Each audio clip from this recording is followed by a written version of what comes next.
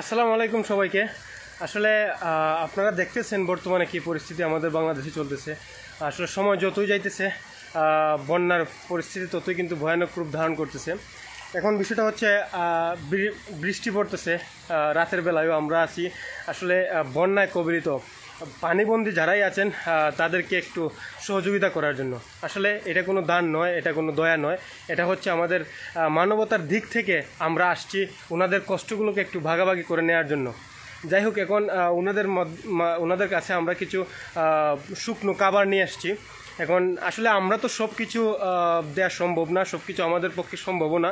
তারপরও শুধুমাত্র আপনাদের কাছে আমরা আশা করি যে আপনারাও যার যার অবস্থান থেকে আপনারা এগিয়ে আসুন, যেন আমাদের সাধারণ মানুষরা দেখেন এই যে বর্তমান পরিস্থিতি বা বন্যার যে ভয়াবহ পরিস্থিতি সেটা কিন্তু বেশি দিন থাকবে না। অচিরেই আশা করি আমরা সেটা আল্লাহর রহমতে আমরা উদ্ধার হতে পারবো। তো এই মুহূর্তে আমাদের উচিত আমাদের আশেপাশে যারাই আছে, যারাই বিপদে আছে, তাদেরকে আপনারা যার যার অবস্থান থেকে সহযোগিতা করুন। কারণ আমরা একা চাইলেই পারবো না, সবাই আসলে সবাই মিলে অবশ্যই আমরা সহযোগিতার মাধ্যমে তাদের দুঃখগুলা একটু ভাগাভাগির মাধ্যমে আমরা পারবো এই ভয়াবহ পরিস্থিতি থেকে উদ্ধার হতে।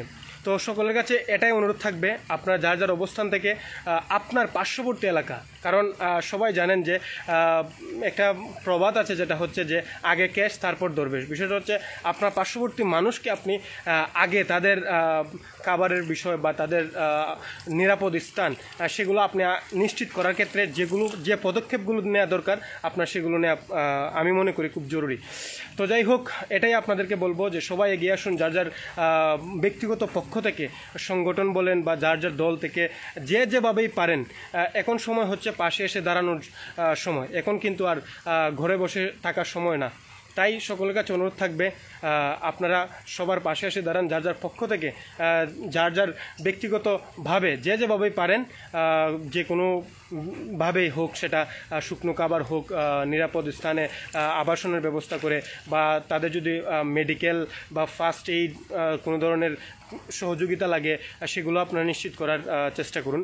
তো এখন বিষয়টা হচ্ছে এটাই আর কি, বৃষ্টি পড়তেছে রাতের বেলা, শুধুমাত্র মানুষের সাথে একটু কষ্টকে ভাগ নেওয়ার জন্যই আমরা আসছি। যাই হোক, সবাই ভালো থাকবেন, সবার যার যার অবস্থান থেকে এগিয়ে আসুন আর আমাদের জন্য দোয়া করবেন। ভালো থাকবেন। আসসালামু আলাইকুম।